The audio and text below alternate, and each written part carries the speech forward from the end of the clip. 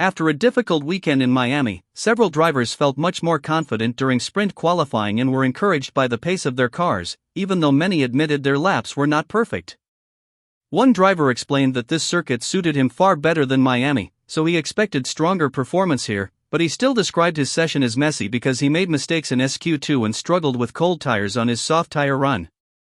Despite those problems, he still secured P2 and believed there was even more speed available for tomorrow.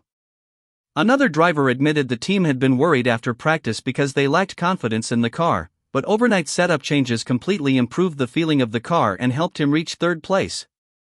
He believed there was still more time left in the lap, but he was proud of how quickly the team turned things around, while also warning that Mercedes looked extremely strong heading into the rest of the weekend.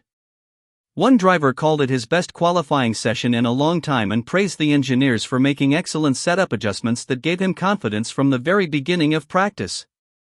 Although he did not understand how some rivals suddenly found extra pace near the end, he was simply happy to finally be fighting near the front again and admitted that skipping simulator work may actually have helped him feel more comfortable in the car.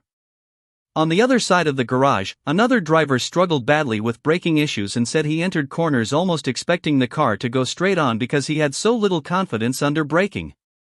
He explained that while the general balance of the car felt decent, the brake problem completely ruined his session and left him searching for answers before tomorrow. Several drivers blamed the difficult track conditions for their struggles, especially the bumps and low grip levels. One driver said the car was bouncing so badly that his feet were even lifting off the pedals, making consistency impossible. Another explained that he barely completed any useful laps during practice, so he spent most of sprint qualifying slowly building confidence and learning the car. By Q3 he finally felt comfortable on the soft tires and was encouraged to be much closer to his teammates' pace compared to Miami. Some rookies also impressed despite the difficult conditions and limited preparation time. One young driver praised the team's new upgrades and admitted that sprint weekends are especially challenging for rookies because there is almost no practice time, but he still managed to adapt quickly and reach Q3.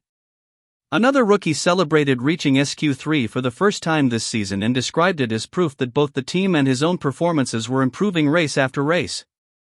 A few drivers dealt with major technical problems throughout the day, which made their results even more frustrating.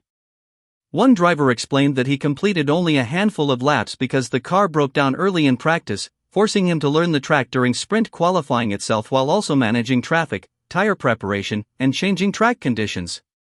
Even with those challenges, he felt there was much more potential to unlock tomorrow. Another driver revealed he had suffered a heavy crash earlier in the day but was fortunate to escape with only front wing damage. He admitted the car initially felt too stiff over the curbs, though the team managed to improve it slightly before qualifying. However, they were still struggling to fully understand the new upgrade package and how it compared to the older setup. One team in particular seemed disappointed because their latest upgrades did not immediately deliver the progress they expected. A driver explained that the team struggled badly during practice and learned very little before sprint qualifying. Although they made major setup changes later in the day, he still lacked grip and confidence throughout the session and could not extract the pace he wanted from the car. There were also mistakes caused by drivers pushing beyond the limits of their machinery. One driver locked his front tires and crashed after admitting they were already pushing much harder than the car realistically allowed because they simply did not have enough pace to compete higher up the order. Further down the field, several drivers felt they achieved the maximum possible result despite narrowly missing out on better positions. One driver said the team made useful changes and extracted everything possible from the car, while another admitted his only realistic target for the sprint race was simply finishing after such a difficult day.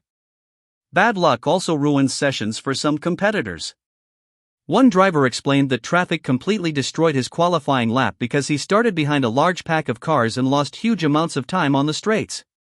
He was preparing for one final attempt before a red flag ended the session early. Another driver said he had been relying entirely on his final laps to improve before the same red flag ruined his opportunity, leaving him frustrated even though he still believed the team was making progress. Despite the setbacks, many drivers remained optimistic because they believed their cars showed much stronger pace than the final results suggested. One driver admitted frustration after completing only a few laps all day, but he still felt encouraged because the car looked genuinely competitive whenever he managed to run properly. He hoped the sprint race would provide valuable experience and information that could help him put together a much stronger performance in the main qualifying session tomorrow. As the day came to an end, the overall feeling throughout the paddock was a mixture of relief, frustration, and cautious optimism. Many teams were still searching for the perfect setup because the track conditions remained extremely difficult, with low grip, heavy bumps, and rapidly changing tire performance making every lap unpredictable. Drivers repeatedly mentioned how difficult it was to keep the tires in the correct temperature window, especially during the short sprint qualifying format where there was almost no time to recover from mistakes. Even experienced drivers admitted that one small error could completely ruin an entire session because the field was so close together. Several teams appeared encouraged by the progress they made between practice and sprint qualifying, especially those who brought new upgrades to the weekend.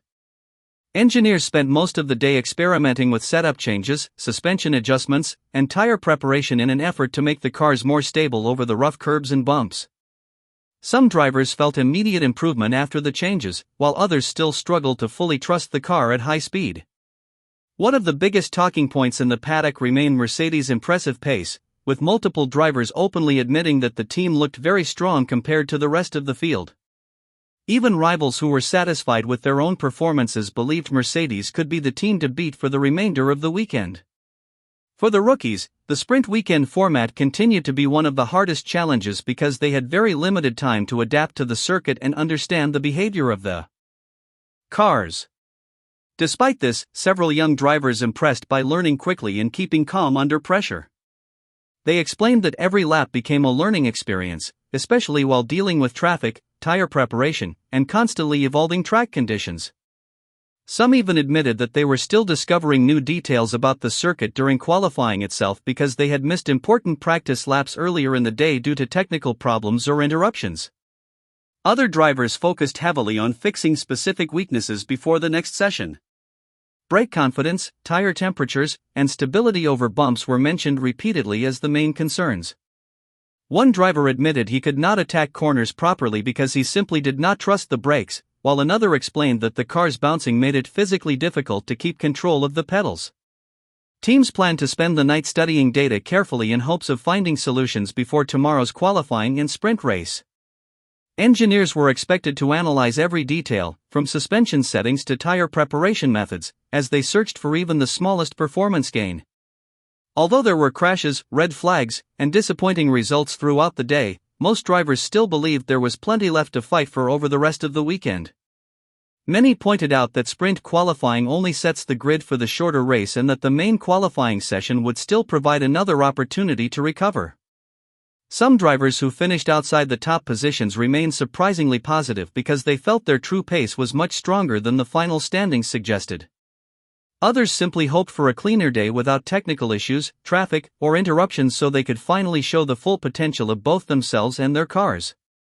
As attention shifted toward the sprint race and the main qualifying session, teams understood that overnight preparation would likely decide the rest of the weekend.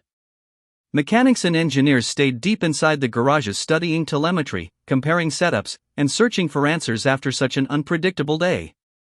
Every team seemed to be fighting different issues, whether it was tire warm-up, brake confidence, bouncing over the curbs, or simply trying to understand how the changing track conditions were affecting performance. Drivers repeatedly emphasized how sensitive the cars felt around this circuit, explaining that even the smallest setup adjustment could completely change the balance of the car from one session to the next. At the front of the field, confidence was clearly growing among the leading teams, but nobody felt fully comfortable yet. Drivers who finished near the top admitted there was still more lap time available if they could put everything together cleanly. Several of them described their best laps as far from perfect, which only increased optimism inside the garages because they believed stronger results were still possible. Mercedes continued to attract attention after showing impressive speed